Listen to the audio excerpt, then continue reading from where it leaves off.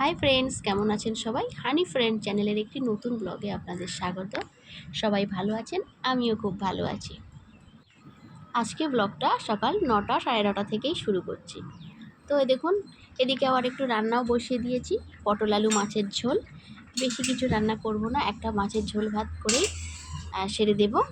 আর এদিকে একটু না একটু বাইরের দিকে যাওয়ার আছে, ওই জন্য আর বেশি রান্নাবান্নার চাপ নেই। আর মাছটা যখন কিনতে গেছিলাম, আমার মাছের না একটু পেটে খুব সুন্দর পরিষ্কার তেল ছিল, তো একটু নিয়ে আসলাম। বেগুন আলু দেখুন কুটে রেখে দিয়েছি, আর এই তেল মাছের তেলটাকে দিয়ে বানাবো। মা মা কি পাচ্ছা ঘড়ি? মা আমি একটা পড়বো। হ্যাঁ হ্যাঁ। তো দেখো ফ্রেন্ডস, আমাদের সাজাগোজা হয়ে গেছে, আমরা একটু বেরোবো। আর এখন বাজে 1:30। বাইরের দিকে রৌদ্রটা দেখুন, খুব সুন্দর, দারুণ রৌদ্র। আর চেন্নাইতে রৌদ্র তো কেমন গরম, মানে গরম লাগে সেটা তো আপনারা জানেন। তো চলুন তাহলে যাওয়া যাক। পারমিতাই দেখুন তার সঙ্গে তার পুতুলটিকেও আবার নিয়েছে। মানে এটা আমার ফ্রেন্ড। আচ্ছা চলো চলো চলো।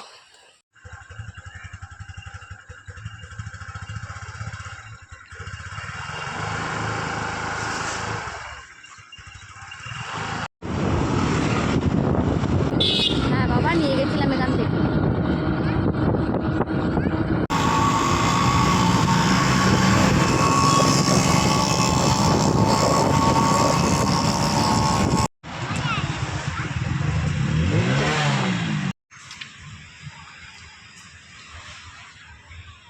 তো দেখো বন্ধুরা, চলে এলাম এখানকার রেল মিউজিয়ামে। তো এখনো পর্যন্ত টিকিট কাটেনি, এখানে এখনো টিকিট কোথায় কাটে দেখেনি। আর বাইরেটা একটু দেখিয়ে দিই। তো আমরা এখনো ভিতরে প্রবেশ করিনি, বাইরেতেই দাঁড়িয়ে আছি। আর বাইরের দিকটাতে একটু দেখাই, মালগাড়ির একটা পিছনের পার্ট এবং ছোট ছোট কোচ এবং ইঞ্জিনগুলো এদিকে একটু দাঁড় করানো আছে, মানে দেখানোর জন্য।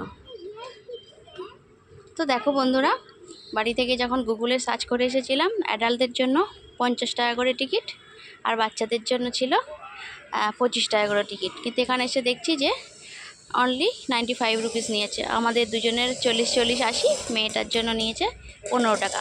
আমি জিজ্ঞাসা করলাম যেখানে টয় ট্রেন চড়ার ব্যবস্থা আছে, তার জন্য বলছে এর মধ্যে ইনক্লুডেড আছে। চলুন যাই দেখি। আর এটা ছিল রেল মিউজিয়ামের সামনের অংশ, দুই পাশে দুটো কামান দাঁড় করানো আছে। আর এই দেখুন, ইঞ্জিনটা এইভাবেই রাখা আছে, সামনের একটুখানি মুখের অংশ, আর পিছন দিকটা কিন্তু অঙ্কন করা একটা চিত্র। আর এইখানে দেখুন একটা রাক্ষসের মূর্তি। আর এই দেখুন একটা কিন্তু মুরগি বানানো আছে। রেলের কিছু কিছু পার্টস দিয়েই এগুলোকে কিন্তু বানানো আছে স্ট্যাচুগুলো। আর এই স্ট্যাচুটা কি বানিয়ে রেখে দিয়েছে সেটা কিছু বুঝতে পারছি না, কিন্তু ছোট ছোট পার্টস দিয়ে এগুলোকে বানানো।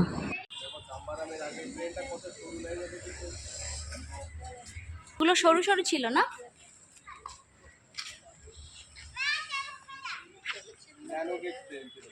ও, ন্যানো গেজ ট্রেন ছিল।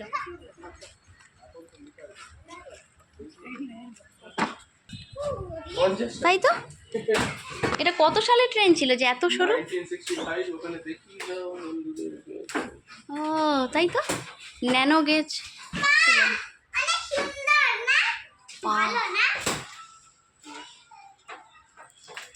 আগে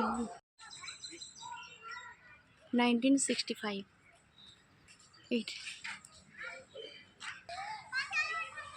এই স্ট্যাচুটাকে দেখুন, যেন উট পাখি।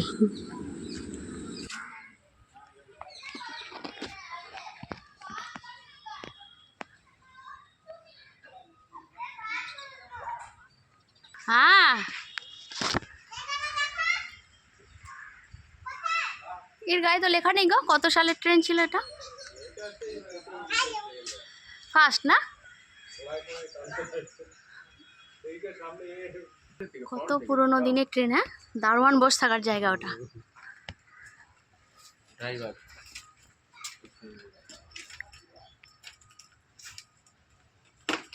একটা লাইন,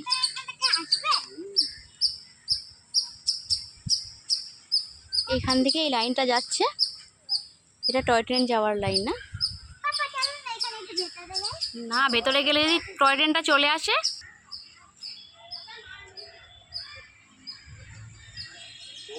হ্যাঁ ওই তো হ্যাঁ, manufacturing Kanchrapara workshop, eastern railway, 1994।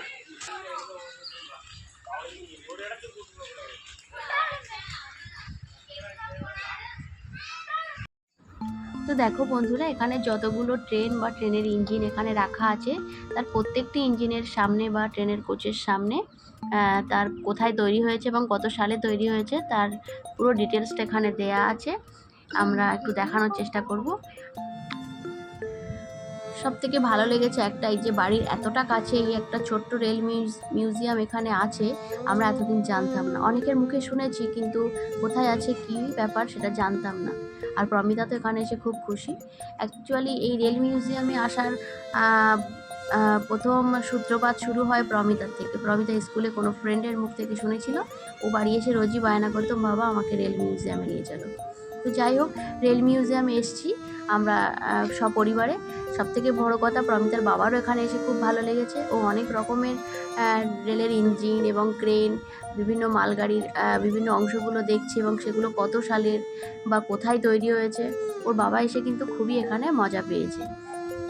তবে বন্ধুরা, একটাই এখানে প্রশ্ন রয়েছে, যে সেই জামানার যতগুলো ট্রেন আমি দেখছি তখনকার কিন্তু রেলের যে লাইনগুলো, পাটিগুলো, সেগুলো কিন্তু খুব সরু সরু। প্রমিতার বাবা এটাকে আবার বলছে নাকি ন্যানো গেজের মানে রেল লাইন ছিল। আর প্রমিতাকে দেখুন, যেখানে যে ট্রেনটা পাচ্ছে ও সেই ট্রেনটার উপরেই চড়ে যাচ্ছে। ওর খুব মজা হচ্ছে যে নতুন নতুন ট্রেন দেখছে। এই ধরনের ট্রেন তো ও কখনো দেখেনি না, ওই জন্য। আর এইখানের এই ট্রেনটিকে দেখুন, কত পুরানো ট্রেন মনে হচ্ছে এই ট্রেনটিকে।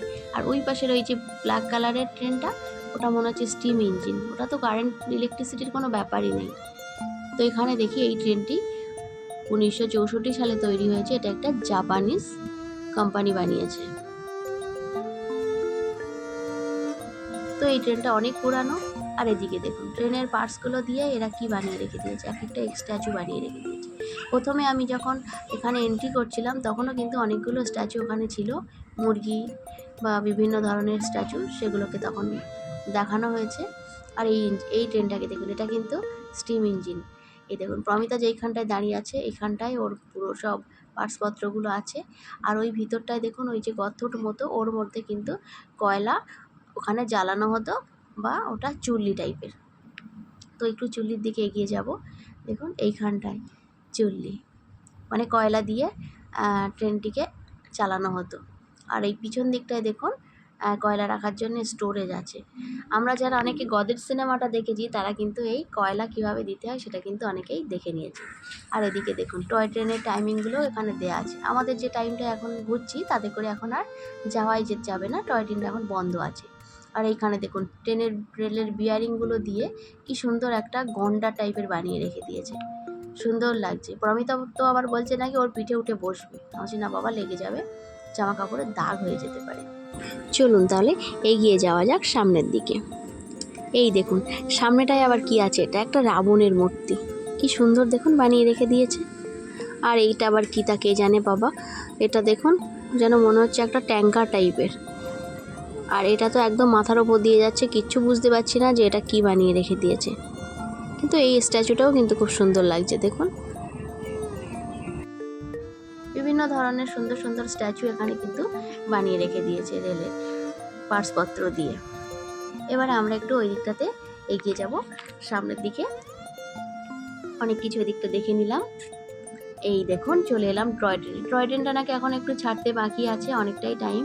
এখানে 1 ঘন্টা অন্তর অন্তর টয় ট্রেন চালানো হয়। আর দুপুরের টাইমে একটু ওদের লাঞ্চ ব্রেক থাকে। তো আমরা সেই সময়টাই চলে এসেছি, তো যার জন্য একটু লেট হচ্ছে। তো আমরা একটু ট্রেনে তার আগেই টয় ট্রেনে একটু চড়ে বসে দেখে নিলাম, যখন ছাড়বে তখন আমরা চলে আসব। এই দেখুন, কি সুন্দর একটা স্টেশন মতনও বানিয়ে দেওয়া আছে। আর ওই যে দুজন, একজন ড্রাইভার আর একজন মনে হচ্ছে রেলের আর কি টিটি। তো দেখো বন্ধুরা, টয় ট্রেন থেকে আমরা নেমে গেছি। এবার একটু আমরা ওই দিকটাতে যাব। দূরে ওই দেখুন দুটো ট্রেন দেখা যাচ্ছে। এই দিকের ট্রেনটা অনেক পুরানো, আর এই দিকের ট্রেনটিকে দেখুন হলুদ এবং ব্লু কালারের উপরে বানানো। আমার না এই ট্রেনটা দেখে মনে হচ্ছে যে এই ট্রেনটা দেখেই মনে হয় বুলেট ট্রেন তৈরি করার একটা চিন্তাভাবনা নিয়েছে। আর প্রমিতার বাবার এই ট্রেনটিকে দেখে অনেকগুলো প্রশ্ন ওনার কাছে এসেছে।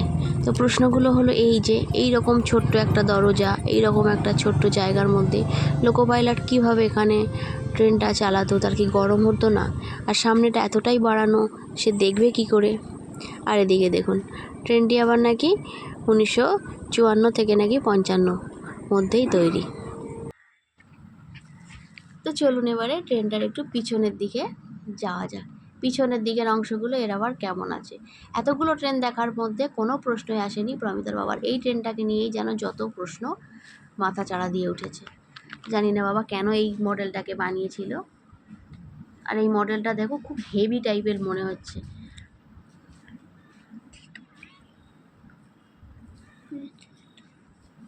আচ্ছা, এটাই হচ্ছে রেলের এই ট্রেনটার সামনের অংশ। দেখুন কতটাই বাড়ানো আছে সামনের দিকের অংশ। আর এইখানে দেখুন এই রেলের পুরো সামনের অংশটা, ওইখান দিয়েই লোকো পাইলট সত্যিই তাই দেখবে কি করে? দেখা তো খুবই মুশকিল। তো যাই, ওদিকে আবার প্রমিতার বাবা ডাকছে। এই দেখুন আস্তে আস্তে ওদিকে টয় ট্রেনটাকে কিন্তু ছেড়ে দিয়েছে। তার বাবা একটু আমার উপরে রাগারাগি করছিল, কিন্তু টিটি আমাকে বলল যে 10 মিনিট ওয়েট করো, ওরা এক রাউন্ড দিয়েই আবার চলে আসবে, আবার নতুন প্যাসেঞ্জারকে তুলবে। তো আমরা ততক্ষণ একটু অপেক্ষা করলাম। আর সামনের দিক থেকে দেখুন টয় ট্রেনটা ওই আসছে। আমাকে আবার একটু বকাবকিও করছিল, তুমি সরে এসো, অত ধারে গিয়ে ভিডিও করো না, ফোন পড়ে যাবে। তো দেখুন কি সুন্দর আসছে ট্রেনটি। এবারে আমার কিন্তু খুব মজা হচ্ছে, এবারে আমরা উঠবো টয় ট্রেনে। এই প্যাসেঞ্জারগুলি নেমে গেলে আমরা অনেকে এখানে দাঁড়িয়ে আছি, আমরা এবারে টয় ট্রেনের মধ্যে চড়ে যাব।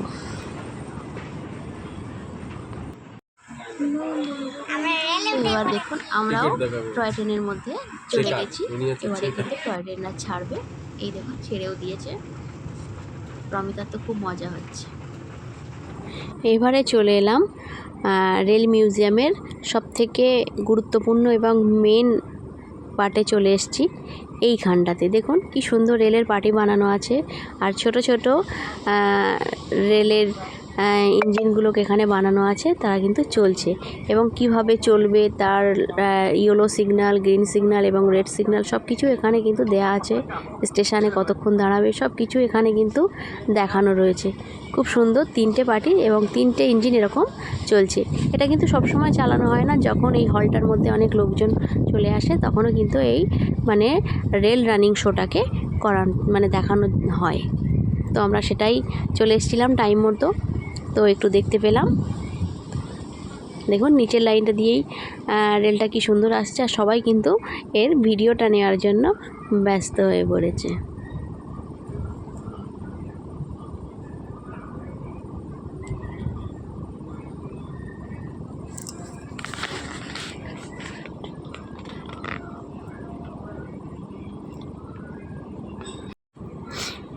এখন আমরা চলে এসেছি রেলের টিকিটগুলি কেমন ছিল দেখুন। আমিও যদিও ছোটোবেলায় এই ধরনের টিকিটগুলো দেখেছি, কিন্তু কিছু কিছু টিকিটের গায়ের যেসব নাম্বার বা সালগুলো হয়তো বা আছে সেগুলো অনেক পুরনো, কিন্তু আমি এই ধরনের ছোটো ছোটো টিকিটগুলো কিন্তু ছোটোবেলায় দেখেছি। আর এখানে প্রচুর রেলের ছোট ছোট মডেলগুলোকে এখানে ছবির সাহায্যে দেখানো হয়েছে এবং প্রত্যেকটি সালও এখানে দেয়া হয়েছে, প্রত্যেকটি রেলের নামও এখানে দেয়া হয়েছে। আর এখানে দেখুন মালগাড়ির মডেলটা বানানো আছে, আর এটা হচ্ছে পুরো মাদ্রাজ সিটিকে এইভাবে দেখানো হয়েছে, মাদ্রাজ সিটিটা কেমন ছিল। আর এই দেখুন ঘোড়ায় টানা রেল ছিল কাঠের, সব কিছুই কিন্তু এখানে কাঠ দিয়ে বানানো আছে। এই দেখুন ইঞ্জিনটাকে দেখুন কি সুন্দর না কাঠ দিয়ে বানানো।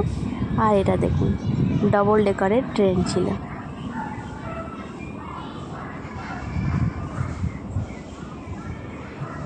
এটা ডবল ডেকার কোচ ছিল। আর আমার সবথেকে প্রিয় লেগেছে এই জিনিসটাকে, কি সুন্দর না, রেলের সিগন্যালের জন্য এই লাইটটিকে ব্যবহার করা হতো। আর আমি ভিডিওর টাইটেলে একটা জিনিস লিখেছি, আমি এখানে এসে অবাক হয়ে গেছি এই জিনিসটাকে দেখে। আমার খুব মন ছুঁয়ে গেছে যে আমাদের ইন্ডিয়ার তৈরি ট্রেন এতগুলো দেশে চলছে, বা এতগুলো দেশে এই ইন্ডিয়ার তৈরি ট্রেন ওরা নিয়েছে। তো বন্ধুরা, আমাদের রেল মিউজিয়াম দেখা হয়ে গেছে। খুব একটা বড় না, মোটামুটি আধা ঘন্টার মধ্যেই ঘোরা হয়ে গেল। তো আমরা একটু বসেও ছিলাম, টয় ট্রেনটাও চললাম। তো এবারে বাড়ি ফিরবো। তো যতটা পেরেছি আপনাদের সাথেও শেয়ার করার চেষ্টা করেছি। চলুন এবারে বাড়ির দিকে যাওয়া যায়। তো দেখো বন্ধুরা, রেল মিউজিয়াম থেকে ফিরতে ফিরতে মনে হলো খুব হালকা ফুলকা খিদে পেয়েছে। তারপর অমিতার বাবা বলল, চলো এই শপিং মলটা নতুন হয়েছে, এর নিচে রেস্টুরেন্টও আছে শুনেছি, চলো একবার এখান থেকে কিছু খেয়ে নিই। তো আসতেই দেখে নিয়েছে প্রমিতা এই ভিকি মাউসটা, এর মধ্যে নাকি ওকে চড়তে হবে, আর এটা ছিল ফ্রি অফ কস্ট। তো আমরা রেস্টুরেন্টে চলে এলাম বন্ধুরা। এরপরে আর ব্লগটি বড় করব না। যদি আমার ব্লগটি ভালো লাগে একটা লাইক করবেন, শেয়ার করবেন, সাবস্ক্রাইব করে আমার পাশে থাকবেন। আজকের মতো আসি, টাটা।